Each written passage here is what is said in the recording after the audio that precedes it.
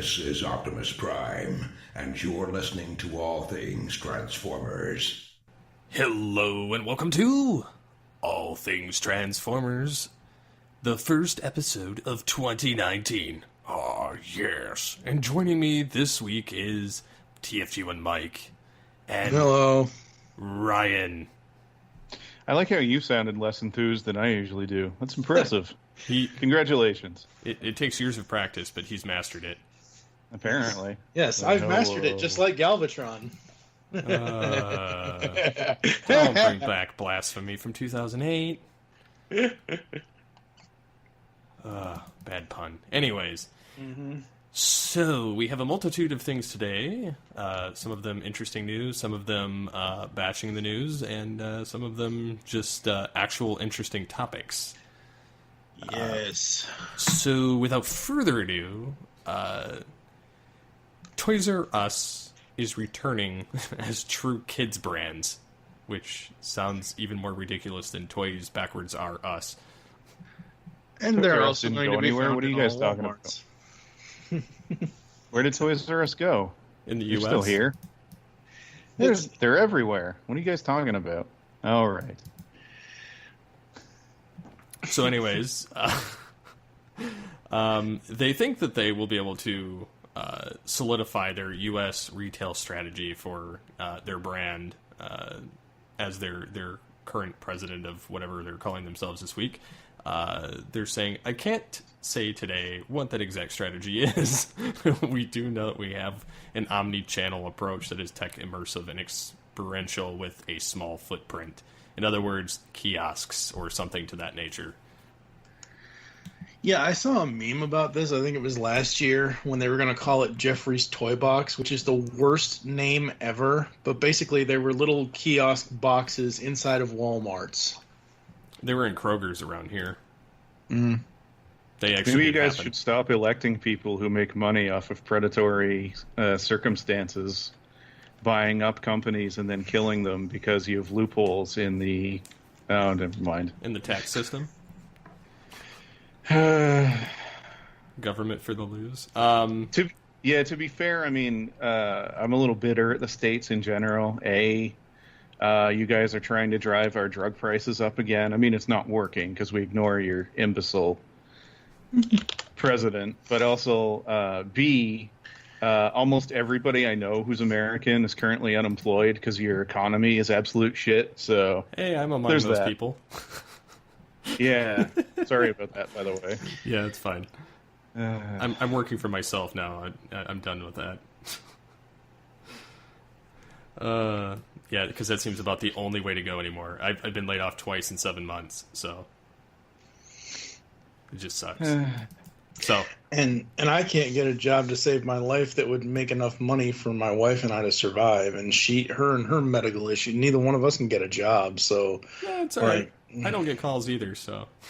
And all my medical issues are paid for, and I get paid more than, and I get paid $33 an hour now. So, man, I wish I got paid that. I've never seen money like that. Although I will be freelancing now, so in a variety of like graphic website and writing articles. So whoa! Don't need to hear about graphic websites. Jeez. Graphic websites. It's a family show. Yeah. What's wrong with you people? Or is it? The Toys R Us stuff, though, is really depressing. I mean, I can't imagine. I'm kind of going through this, too, with GameStop as in dire straits as well. And I can't imagine a scenario where, like, I remember as a kid, just you walk into the toy store, and it's just exciting, especially when you're young. I can't imagine growing up without that. I think it really sucks for the current generation of kids kind of growing up that, your toy store is going to basically be like Walmart's or Target's or, one of the box stores. Mm-hmm. It's not the same, though. It's, there was a feeling when you walk, maybe I'm nuts, but I don't know. There's a feeling when you walk into a Toys R Us and you're just surrounded by toys and, Jeffrey and everything else. As an adult, I would not want to be surrounded by Jeffrey at all, but you're right. And it is one of those things where That's an impact of our childhood from the late 70s, early 80s into the 90s, where you could go to a specific store that was nothing but toys, and it was absolute magical bliss. You It can't feels do like, that anymore. yeah, it feels like, I mean, we're a little older for that, but it feels like the 90s and the 2000s were kind of like the heyday. Mm. Maybe it's just from when I sort of grew up, but those were the years that the toy stores and stuff just seemed really busy. There just seemed to be shelves full of everything. Absolutely. Well, I don't know. they had toy shelves full of everything when they closed too. It's just that nobody could afford to buy those toys. Yeah, it's the same with. I just watched, and this is on topic to this, but it's also off topic as well. I just watched one of Company Man Mike's recent videos. He does like history on various companies and things like that. He just did a history of like Redbox, and how they have kind of cornered the market on DVD rentals. Where in part of the video he says, it used to be a magical thing going into a Blockbuster or whatever video store you had, and looking around and seeing all the movies, and same thing applies to the toy store. I mean, I'm sorry, Walmart and Target toy aisles, It's not the same. I mean, yeah. it's not the same, and they're also abysmal. Like I mean, it depends on your area. Like, we have good and bad Walmarts here too. no. Like, some of them are well stocked. Some of them the employees care. It's set up well, that kind of thing. Other ones, it's like a warehouse where they just kind of throw everything. Yeah, that's not good. I don't know. It sucks, and it's really depressing when you consider that no matter what we kind of talk about, Toys R Us was doing reasonably well financially and everything else. They got purchased by somebody who would make more money gutting them and selling them than it would keeping them open, which, by the way, is a broken system, but that's a topic for another show. Mm-hmm. I'm very pleased that the Canadian one is considered a separate company. I don't know that they're going to be able to survive without the backing of the U.S. one, but I've heard and been told that they're successful, so hopefully that's enough. It's hard to say because you can buy everything online now at this point, and to have a fully stocked store and things, especially stuff that could end up being shelf warmers, which a lot of the movie stuff is, it's kind of hard to judge, and especially with the fact that, like you mentioned before, with everybody being unemployed, it makes it very difficult, and that also kind of goes hand in hand with why Hasbro and Mattel's profits for the last year were dropped, anywhere from 5 to 13%.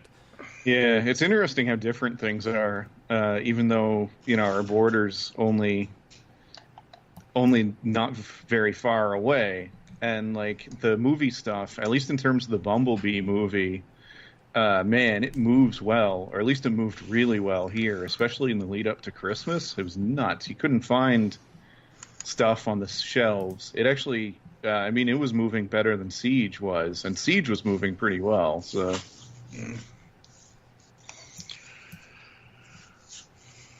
It's a sad day all around for all of us. And if they come back, they come back. If they don't, they don't. I mean, like Steve just said, we now live in an online world.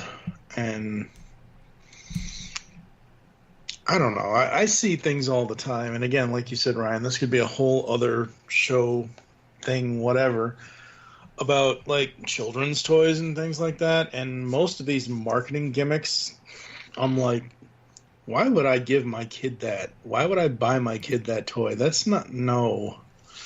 Depends on what it is. It's just a lot of it is, we can get into this with the Cyberverse stuff as well, too, that the marketing has changed. Yeah. Cyberverse, though, is a very sort of 80s style in that it's got a cartoon series, an animated series, and it's got a lot of the same stuff for the same kind of backing that the Generation 1 had, although it's still very different. Yep. It was true. I mean, but at the same time, like, I don't know. For instance, a lot of the Masterpiece stuff, I would love to get my hands on. I just can't afford it. Because, like, every one of them, the price keeps going up higher and higher. So, and yeah, higher. we're getting into the Black Arachnia then. Segue into that. It looks gorgeous, but yeah, how much it's gonna cost? The Dinobot was worth it. It is brilliantly made. It's a contender for my favorite of the Masterpiece figures I've got. And the accessories with him are fantastic. But on the other hand, yeah, it might have been nice if they had made fewer of the accessories to keep the price down so more people could afford to pick them up. With Black Arachnia, I'm curious if there's going to be, what there will be for electronics or that kind of thing. Are they going to try something similar? Or, because I have very little interest in the new Masterpiece Optimus Prime just because he's nice, but he's not $400 more than the Masterpiece Primes I already own and love. Nice. Yeah. I don't mind if it's a new character, and we're probably not going to, like Dinobot, and probably not going to see it again in the Masterpiece line, nor is there much potential for repaints with him. I'm more okay with that. But redoing like yet another Optimus Prime, I don't know. So as they continue with the Beast Wars stuff, like Black Arachnia is a great one, Megatron is great. I'll pick up those. But I have no real interest when they keep redoing the other characters, especially with the third-party market around too. Yeah, I mean, the only one I could see having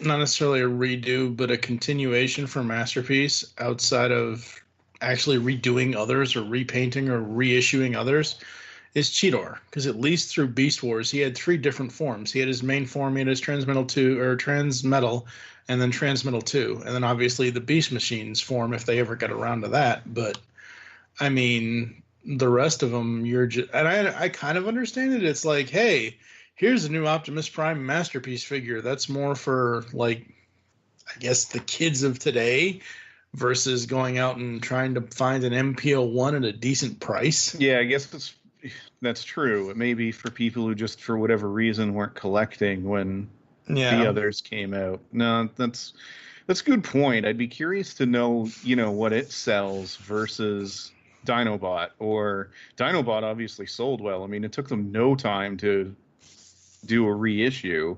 Yeah.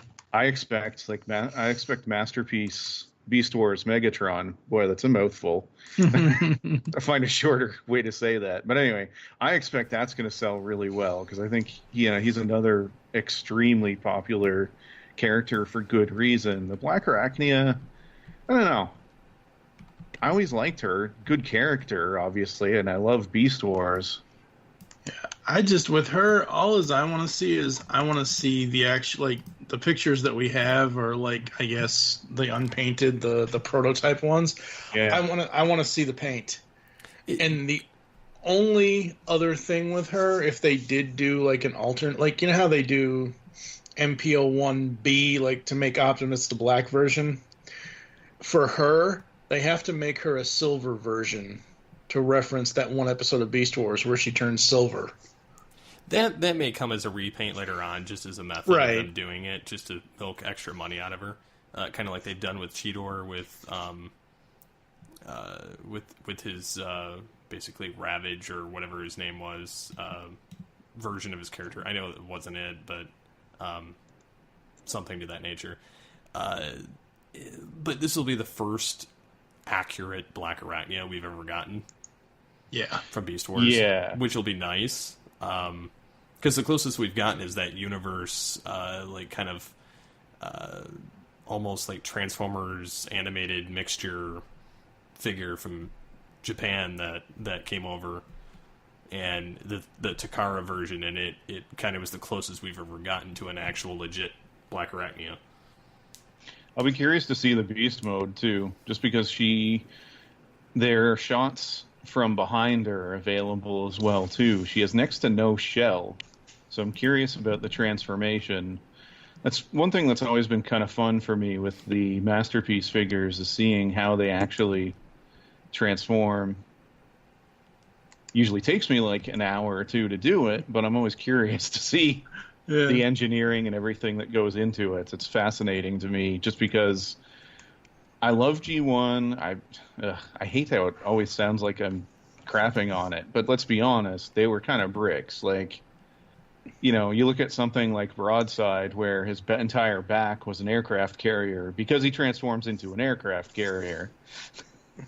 I think the sleekest G1 figure that I ever really had was Astro Train.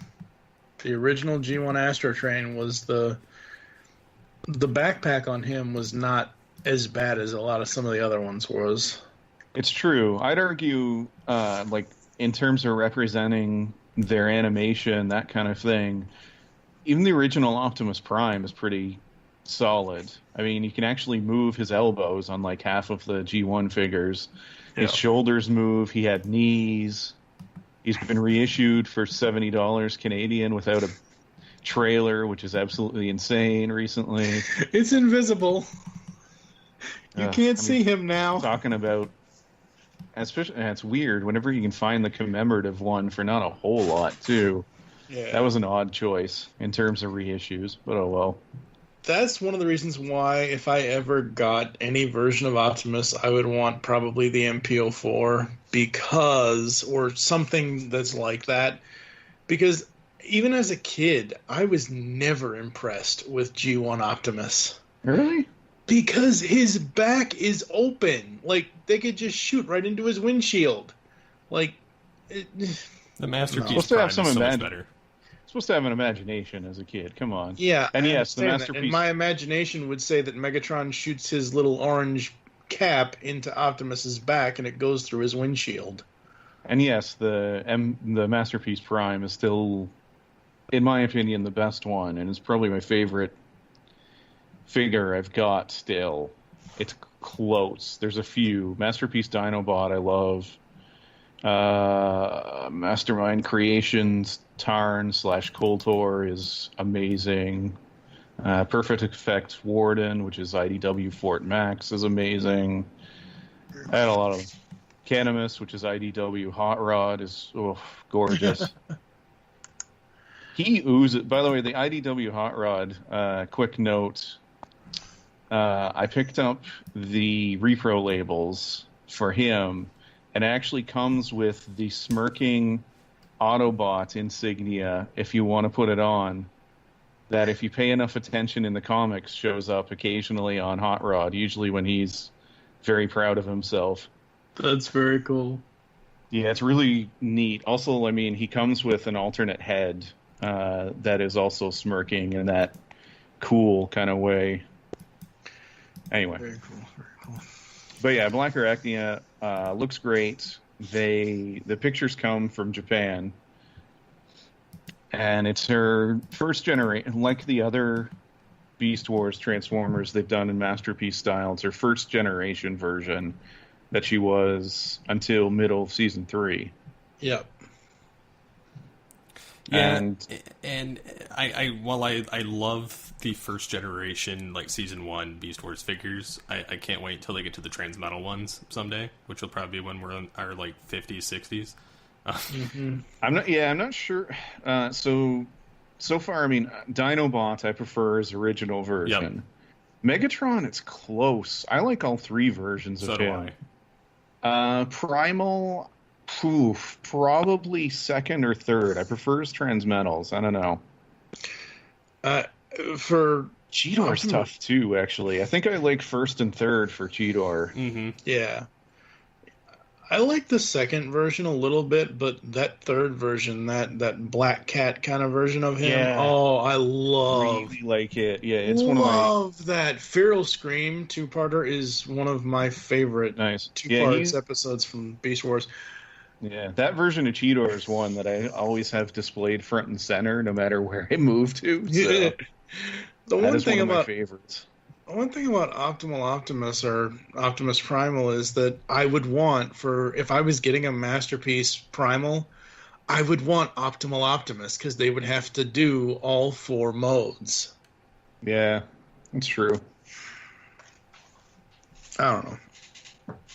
So, I mean, it's inevitable that we're going to see the others. I'll be curious to see how Tarantulas works out in the Masterpiece line. Yep. Desperately want Masterpiece Waspinator. Yeah. That's an absolute must. As long as he comes like a bunch of Legos. Like he has Yeah, I was going to say he should be totally detachable. Exactly, yeah. Or at least come with spare heads or parts you can leave around him or something. Yep. Put him into a giant crushed box, compact it up. On that note, also, if they ever do an Inferno, his head has to pop off like Rock'em Sock'em Robots. I'm trying to think of what he needs something to get the whole royalty / queen thing across. And he needs a voice box, and they need to get James. If they want electronics, on one. Yeah, you're talking some serious dough. Oh, I know. Yeah, well, they're already $400 anyway. I mean, yeah, it's like, I don't know what they are in the States, but a Masterpiece Dinobot was 400 something for me after tax and shipping and handling, so. Yeah, I think it's roughly about the same here. It's brutal when the third-party masterpieces are much cheaper than the actual ones. Yep. So, I don't know if you guys have seen any of this whatsoever. Transformers Cyberverse, they've confirmed a season 2, and it's the thing between Cartoon Network, Hasbro Studios, and Boulder Media Limited. Also doing the Rescue Bots Academy. Have you guys seen Cyberverse?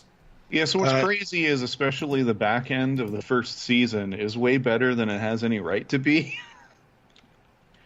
The show could be not good. It's surprising. Yes, Basil. He agrees, apparently. Why do I podcast with cats around? It's not like I can get rid of them anyway. But anyway. You should hear Steve's come up on the mic sometimes. My cat gets mad at me for doing sounds, and she starts coming up. She goes, Meh. Yeah, right now, just to end the Dinobot thing, I know we've already moved on from that, but I looked at it at BBTS. It's $280, and it's on pre-order. So you guys kind of got raped over the coals for that one. Well, I mean, yeah, but you're talking that's before any shipping and handling and duty and everything else. So about $400 is not horrendous. True. Remember, shipping something that size and weight costs a lot of money, which is annoying. Definitely. Very true. I work at the post office. I should know. But yeah, Cyberverse, I don't know. I haven't picked up any of the toys. I see them around. I have no real interest in them. I mean, it's not directed towards me. But for a show that could easily just be a soulless crank this out and get kids to buy it kind of crap fest, it's way better than it should be. It reminds me a lot of the old... not necessarily in terms of quality, but it reminds me a lot of like Batman the Animated Series and Batman Beyond, that they could have just made it a cheap kids show and cranked it out, and kids would have bought it because it's Batman, or in this case Transformers, but some effort actually went into it. I've only seen I haven't seen any episodes that air on Cartoon Network. I've only ever seen whatever the Hasbro YouTube channel puts out, which I guess is either extended or shortened versions of the actual cartoon that they show on Cartoon Network. So yes, I'm so far out of Cyberverse stuff right now that I'm not even paying attention to it. I get that. It's kind of an acquired taste too. Like I've kind of not fully signed on. I've watched it, but it's not really my thing. So yeah. So getting into other things that possibly aren't our thing, what do you think? Like, I know you guys probably saw the Bumblebee movie. I have not yet, but I have not either. I know Ryan has seen it. Yeah. So what did you think? It's good. I wish it was the film that had debuted in 2007, and I still like the 2007 movie. I still think it holds up fairly well. The sequel's not as much, but that's another story. But there's more places to go with this. It has better and more characterization to the Transformers than all of the Bay movies put together. That's good. I'm trying real hard not to just knock the other ones, because this was an improvement on those. Okay, Mr. Breaking Bad. I know. God damn it. Why do people text me at... I swear to God, 10:55. Steve, it's every time that we're podcasting, his phone goes off. I know. People hate me. I don't understand why they suddenly text me as soon as I'm podcasting. I shut it off now. I've just given up. But where was I? Yeah, the Bumblebee movie, I enjoyed it. I think it's the comedy didn't always hit for me. Part of it's because I'm old. You know, I'm not necessarily who it's aimed at, but there's so much more heart to it. So, like, if I'm telling somebody why I enjoy Transformers the movie, I'm talking 1986, so much. A lot of it is because that despite the fact, you know, it's based around toys, blah, blah, blah, all the usual bad things people say about it, there's a lot of heart to it. It's just, there's more to it than just being an hour and a half, 2-hour commercial. And I'd say the same thing about this. It has more heart and more emotion to it than the Bay movies did, and there's more kind of weight to it. Definitely good to hear. My cats agree. That's definitely good to hear, though. And so, what do you think as far as like future films? Do you think, because I know that they kind of put the kibosh on it after, you know, nothing to do with the Bumblebee film, but just ahead of time they'd kind of killed their wanting to restart the film universe, as it were. Yeah, I don't know what they're gonna do with that. It fits in with the Bay movies about as well as the other Bay movies do, which is to say there's a whole ton of stuff that you'd think somebody would mention, but apparently nobody bothers to mention it. It's kind of like that I guess they could say that, you know, somebody didn't reference or somebody wouldn't talk about that, but it just doesn't make a lot of sense not to talk about it. Yeah. Or stuff like that. So, but in terms of moving forward, I hope they just let it be its own thing. I hope that they do a Bumblebee 2, and I hope that they just decide to continue on. I really think they should just ignore the other movies. That's not a knock against them. I'm not trying to say they're bad or anything like that. I'm just trying to say this was a good beginning, and I really think they should just decide to build off of it. I think this is one of those weird scenarios where they shouldn't start out saying this is a reboot or anything like that. It's after it's been out and after it's run and after people have enjoyed it, they should just decide to say, all right, you know what? We're just going to do this going forward. This should be one of those rare scenarios where they decide to reboot after the fact.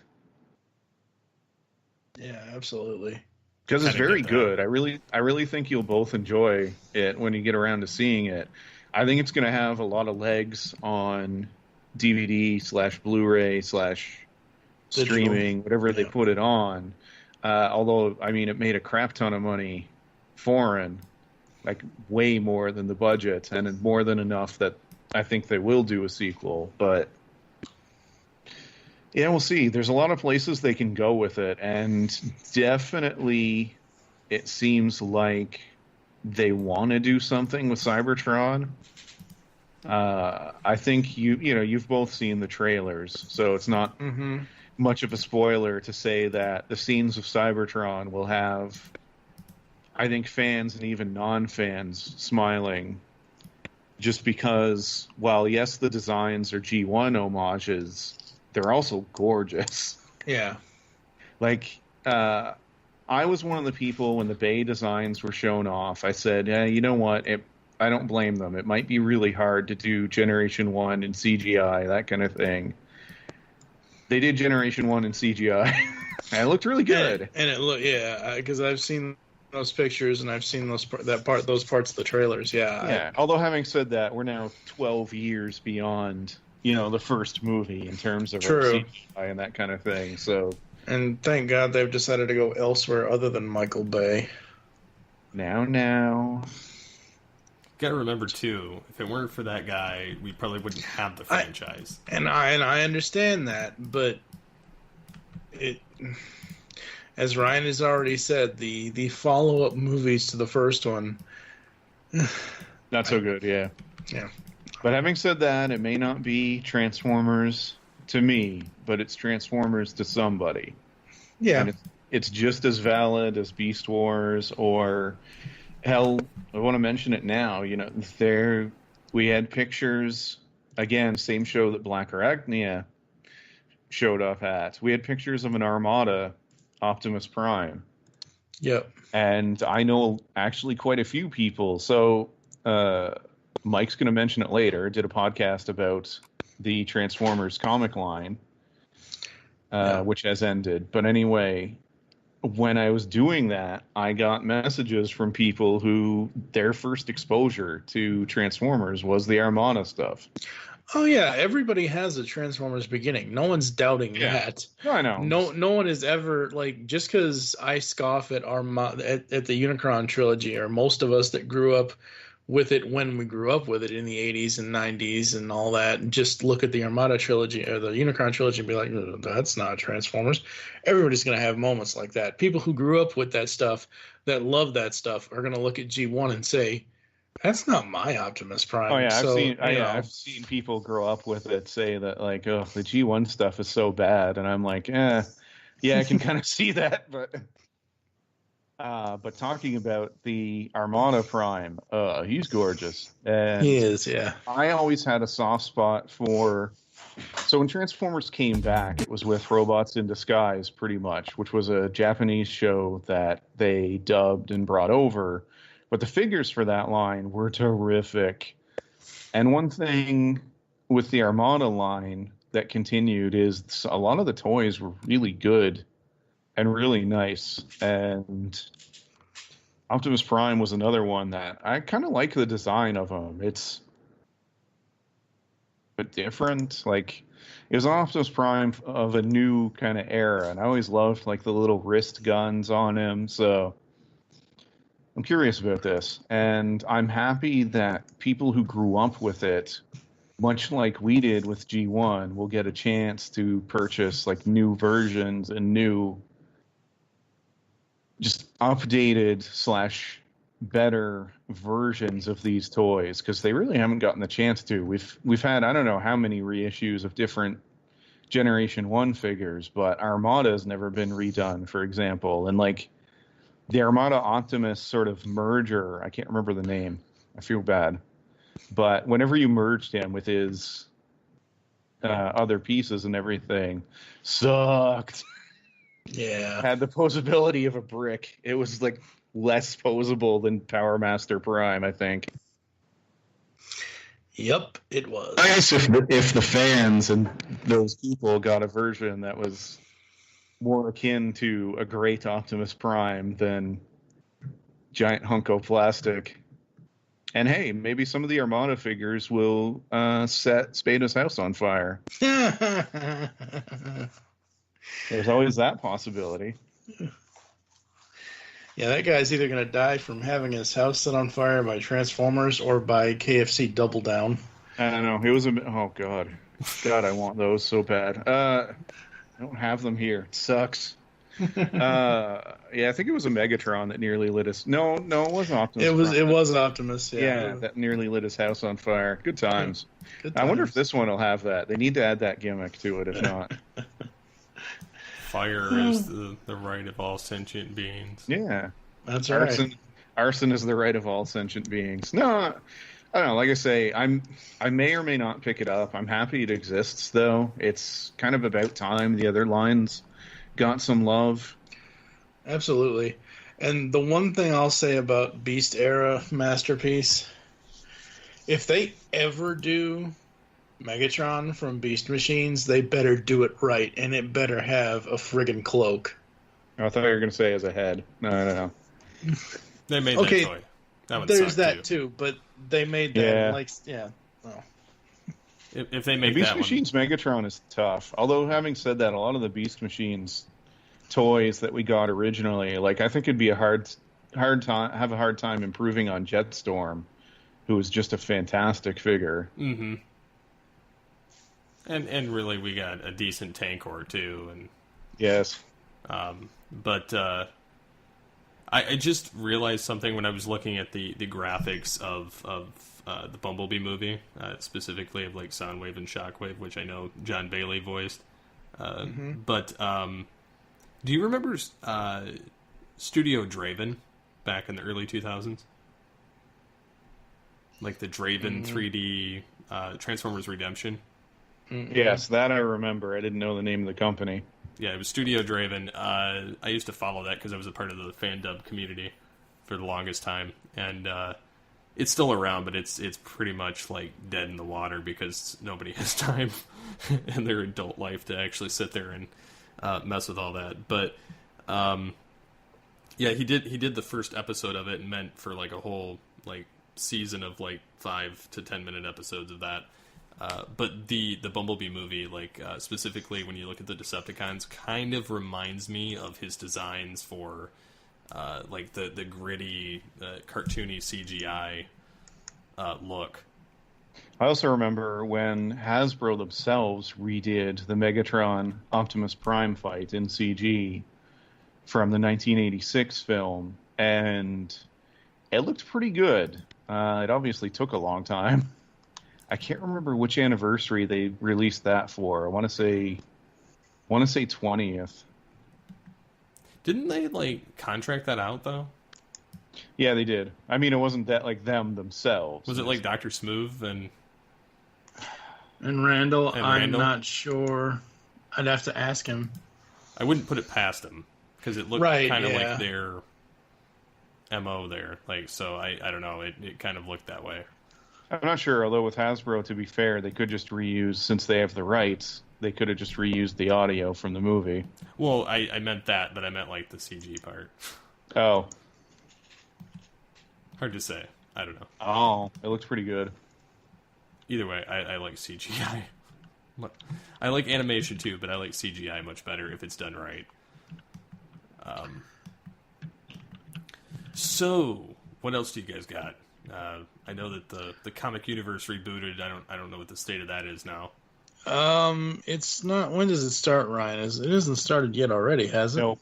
Okay, so for the last 13 years, IDW has been the company that has had the Transformers license, and in that time, we've had ups and downs, and back to being up again.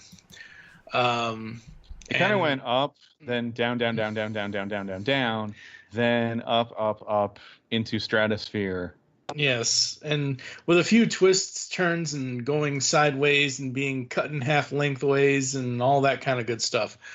Ryan Or took over the Ambulon. poor Ambulon.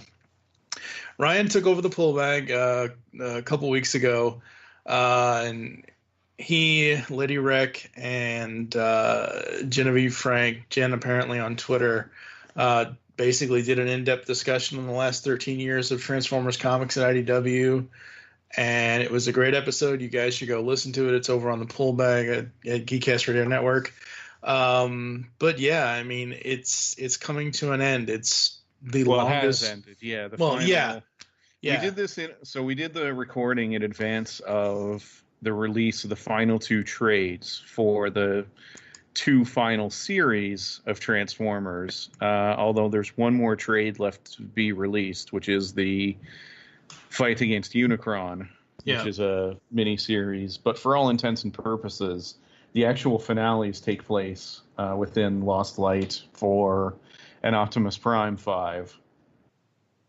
And so another thing I did in advance, I ended up reading 2 of them online. But I asked people, how'd you get into the Transformers comics? Because it's been running for 13 years. And not everybody that started reading it is going to be familiar with or grew up with Generation 1 Transformers. And it's always been interesting to be the number of people. I've had people that are 16 years old hit me up and tell me how they got into it or why or when.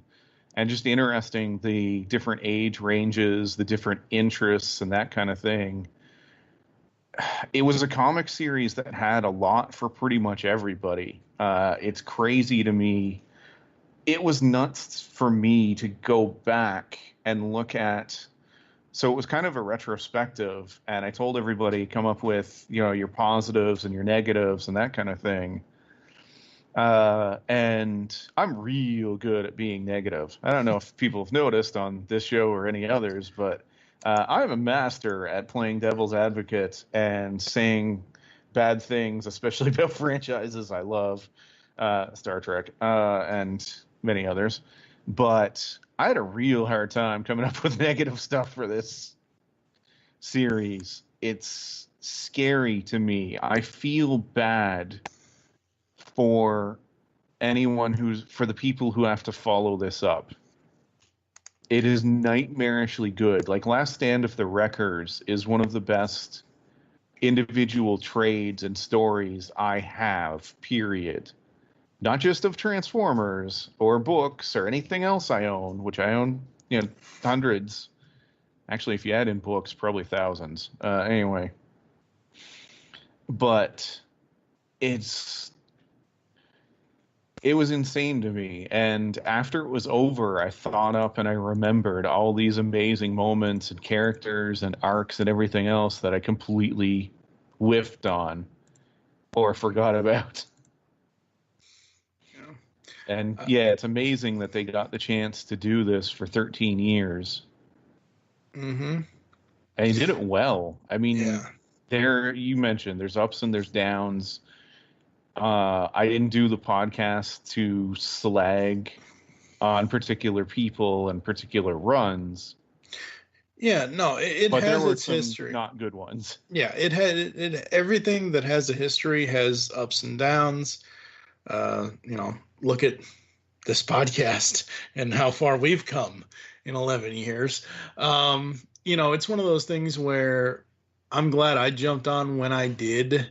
Basically, that's because I kept bugging you, I think. Well, it was partially you, but it was also Ender. Lady Rec definitely did too. Well, she did, but no, the main reason Ender kept, because he was reviewing the stuff over at T-Formers or wherever, and he kept saying, "Oh, Shockwave, ooh, Shockwave, ooh, Shockwave," and Shadowplay and all this and all that and everything else. And I'm like, what the hell are you talking about? So I went out and I started with Death of Optimus Prime, and then I basically was told you start with Death of Optimus Prime, and then you go one of two ways, or you go both ways. You can go More Than Meets the Eye or Robots in Disguise. And I started reading them both because they were two very different things. More Than Meets the Eye when it started was the adventure in space, and Robots in Disguise was basically robot politics when it started. Yeah, it was super character driven, and it's weird that they both switch by the end. Yeah. And it's deliberate because the characters switch by the end. We mentioned this in the podcast that by the end of the series, Megatron is everything Optimus Prime wanted him to be, and Optimus Prime is everything Megatron didn't want to be. And they both end up kind of switching. It is the entire series is just beautifully done. And if you're a fan of Transformers, and in particular, if you're a fan of Transformers who never necessarily got the limelight, I mentioned it on the podcast that Skids is best known for having Charlene give him a sponge bath. That is the extent of the characterization of Skids in 30 years of Generation 1 stories. That was Skids' highlight. And then you read this series, and he has so much more. He has a ridiculously good and sad simultaneously arc. And then you look at Hot Rod, who has one of the best sort of up and down arcs that I don't want to ruin because I know you like him a lot in IDW. Oh yeah. So I think you'll be pleased. What I love about IDW Rodimus is that not only is he the guy that I knew from the original series and the movie and all that, but he's more so because he's so off the wall wacky. He's different though too. Like right. They let him grow up a little bit, but then he still makes mistakes. He's still Hot Rod, you know. Like there's the one story arc, and you can remind me, and I know Steve is tuned out at this point, where they're dealing with Brainstorm. Yes. And there's this whole thing where Rodimus is like, look, his insignia, it changes. Like he has this really excitable, almost Han Solo kind of moment. And that's what I like about the guy in IDW. And by the way, don't forget that during that same bit, he takes Ultra Magnus's nameplate that's in front of him and keeps messing with the letters. So each time it flips back to Magnus, it spells something different because Rodimus has been screwing with it. It's just little touches like that. I still like my favorite line from him was when Lockdown catches him. And he says, you know, that was some nice moves back there. Your friends must be very impressed. And he says, yeah, well, my friends don't all have flames on their chest. It's a lot to live up to. And then my other favorite line was when he confronts Tyrist. And the last line he tells him is, Tyrist says to him, so do you have any questions? And Rodimus says, yeah, why are you such a... And then it switches back to him telling the story, and he just goes, yeah, and that's when I started swearing. Yeah. That's so cool. He was fun, and yeah, the whole ride was fun, and it ends surprisingly fittingly. If you had told me it was going to end fairly well while I was reading Unicron, I would have said you were nuts. Yeah. But they managed to close it off well. It was smart letting the final issues of each series be the sort of codas that take place afterwards. Yeah. Yeah, I don't think I would have... I mean, I've only read, and I don't even remember at this point because it's been so long since I've read it. I've only read the first 3 issues of Unicron. I had not even read Lost Light or Optimus Prime yet, and so far we're only up to volume 2 of each of those series there. We'll be doing more later this year inside the pull bag, but with the way Unicron was going after issue 3, I'm like, I hope this is not the complete, like the Unicron 6-issue miniseries is not the complete end, that the actual series get to do an end, and I'm glad that they do. Yeah, not only do they do, but man, it's really, each one has a very different ending that is perfectly fitting. And so to Steve, the best advice I can give you is, at the very least, if you ever get, you know, the time, money, and interest in it, for the love of God, start at Return of Optimus Prime and read, or when they release it, the Phase 3 compilation of everything. Probably be the least expensive way, but it's, if you ever... It's hard to explain. There's so many characters that get so much more. How many of the More Than Meets the Eye cast were ever used? Swerve, Brainstorm, Chrome Dome, Rewind. These are all characters that tailgate, that actually get some like depth, and even the characters you love, like and Hailstorm or Nicole could talk about this someday too, but the arc and the story for Cyclonus is so good. Yeah, it is so good. Especially the stuff with Whirl, which gets a... Yep. It's good. I've often said, and they know this, Nicole is in complete love with Cyclonus, so she is Cyclonus, and then Amy, a.k.a. Lady Rex, she's Whirl. It's just the way it is.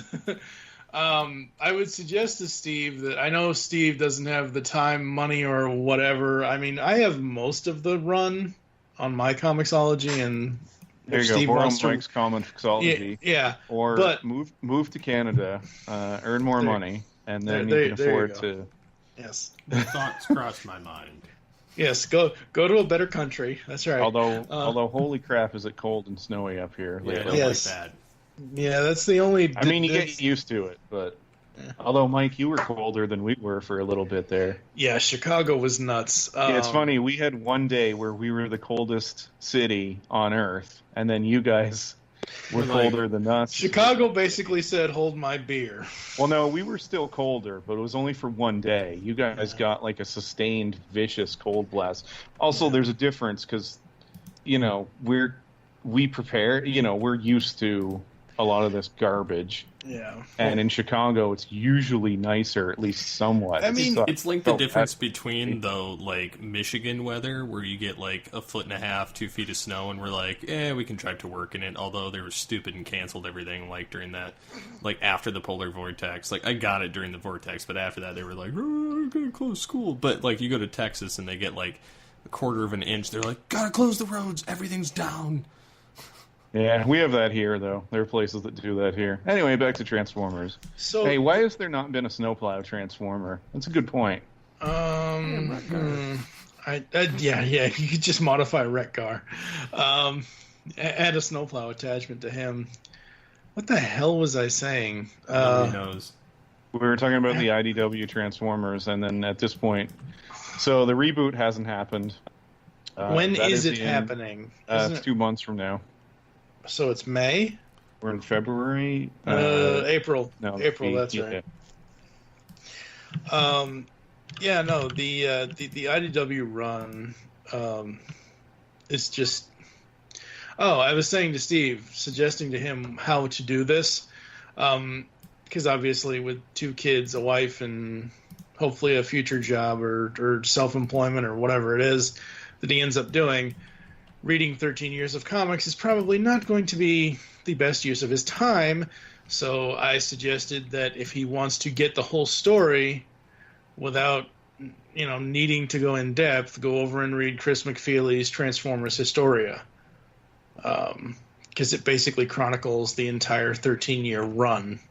And I specifically bought that because I wasn't here for the anything before Death of Optimus Prime, and the Mike Costa run, any of that stuff. I never read it. I never had to get as mad as Ender got, or as mad as anyone else got. As much. So it was interesting for me reading the beginning parts of the IDW run because I hadn't done that before. But yeah, I mean, Transformers comics, yay! Yay! It's something about the format, too. I mean, there's more you can do in terms of... Comics are a format that, when used correctly, get to merge both visual and written storytelling in a way that both novels and then film obviously don't. Yeah. Because they're dependent on one or the other. And when it's perfectly done and you get stuff like Neil Gaiman's Sandman or Watchmen or something like that, or Why the Last Man, or pretty much everything from Brian K. Vaughan, you get stuff that can transcend it, both genres. Like some of the comics I've got, like those I've just mentioned, I would put up against the best of literature and film, and I don't say that lightly. And the fact that More Than Meets the Eye in particular is a series that I rank with some of the best comic series is also saying something. It's extremely impressive. I never thought there would be a Transformers series I would hold up to that level. Yeah. That's a nice way of saying that, let's be honest, a lot of the Transformers stuff is just to sell toys and shit.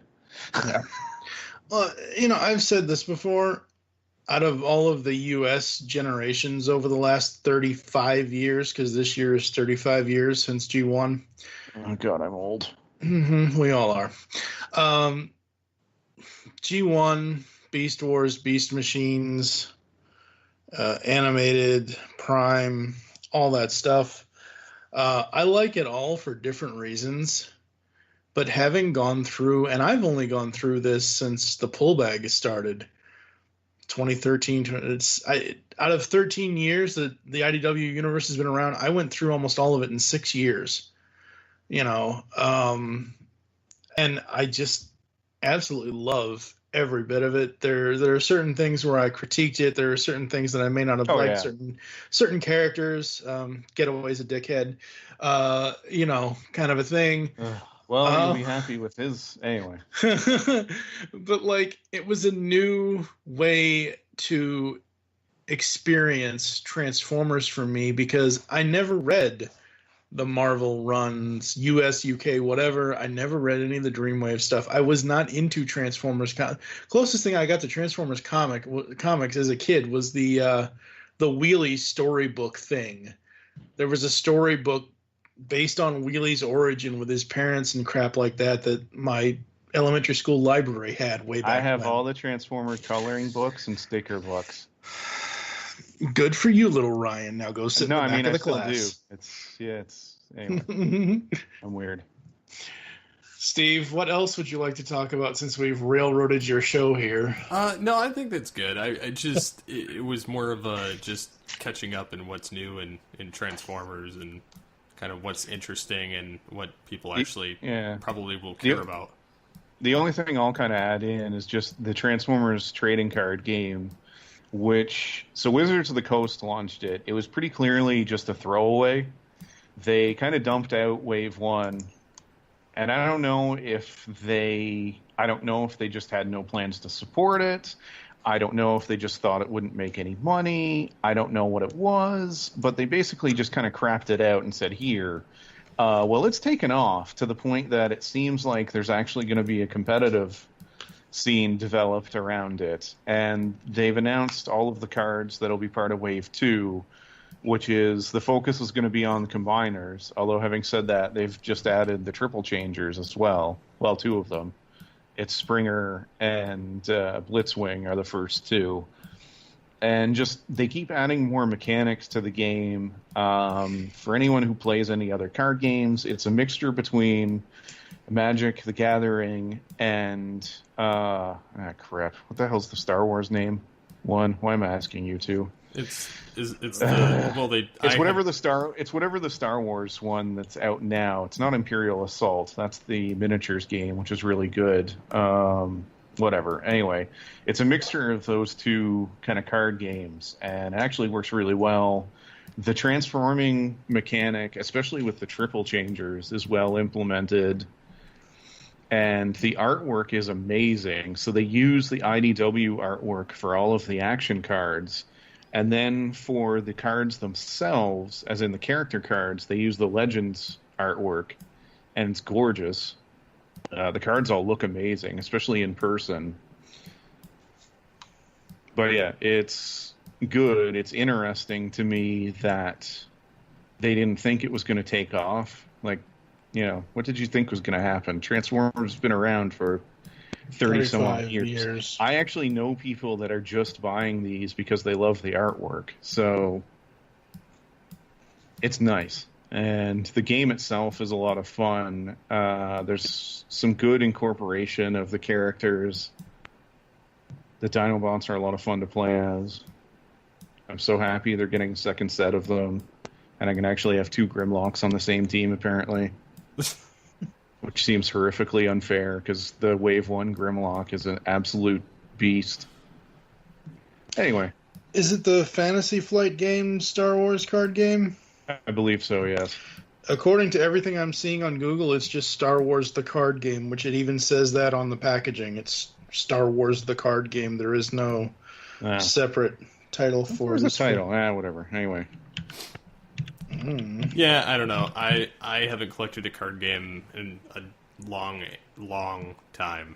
So I think it's interesting, and honestly, like, if I had the money, I would buy them for the card art specifically, more so than anything else. But yeah, I mean, that's pretty awesome that they actually picked up more than what they thought they would. It's weird to me that there's stuff for Transformers that we haven't seen. It's been around 35 years. And yeah, there have been trading cards and that kind of thing, but never a card game that anyone's backed. And there's other stuff, like, how is... A weird one to me is how has there not been, aside from a really short-lived one, how has there not been like a Transformers MMO or exactly a Transformers wondering that. role-playing game? Or there's all this stuff that this franchise has been around way longer than other franchises that have taken off in these genres. Like Warcraft has only been around since the 90s, and it's had pretty much everything. Yep. Why hasn't Transformers had it? Why does Transformers not have a dedicated board game? Or, it's weird to me. Yeah.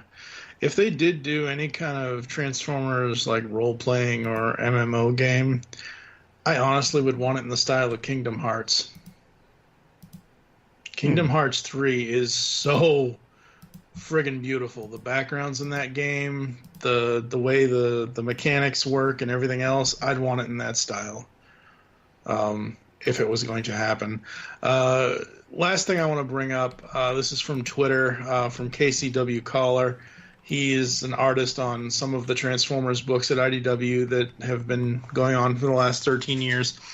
He did a Spider-Man No More homage with Megatron and Galvatron. It's gorgeous, and I understand why he had to do this, but he put an ugly watermark on his own thing. I get it. He had to do it so no one stole it like that. But it he was actually right. says ugly watermark on Megatron's back. Yeah, no. When I read, so I saw his post as well. Mm-hmm. And when I read that, by the way, that's another thing to mention. The art in the IDW books and the Transformer books, my God, is it beautiful. Yes, it is. Anyway. So it's an homage to Spider-Man number 50, but I agreed with his reason, unfortunately, because when I saw it and I read his post, I thought, somebody's going to make it a T-shirt. He's right. Yeah. Like some jerk's just going to be like, I'll just steal this artwork and try to make money. I replied to him and I said, look, I want this as a print that I can hang on my wall, poster size, whatever I have to do, just let me know. Yeah, that's kind of become my goal. Is there's certain issues of More Than Meets the Eye. So, for example, I talk about it on the Pullbag podcast, but the issue that got me back into Transformers, for example, I want that cover as a print, and there's other ones too, and there's a couple of the artists that sell prints of their cover work. Yep. So he should definitely, assuming it's okay, I guess the question would be, does it fall under homage, or is he going to get sued by Marvel? I think it would fall under homage. I would assume so, but you never know. Some places and people are a little more uptight with. Right. But how many artists have done prints for like cons and stuff? Not specifically for the con, like they're not in, but they've done prints to take to cons that are homages to other things. Yeah, and I just mentioned like some of the IDW artists actually make prints of their IDW work, which it's obviously copyrighted by them. Yep. Absolutely. I think that's about it. I think so too. Okay.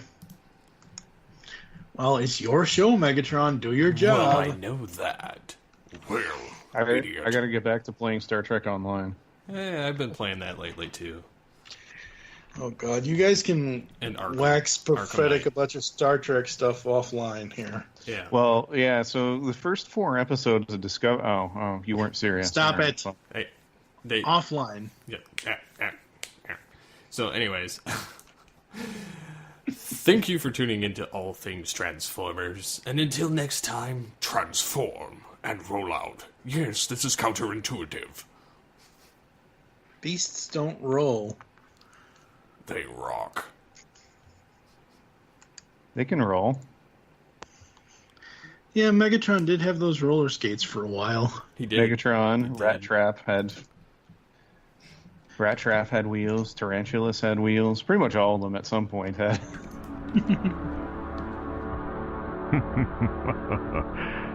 Yes.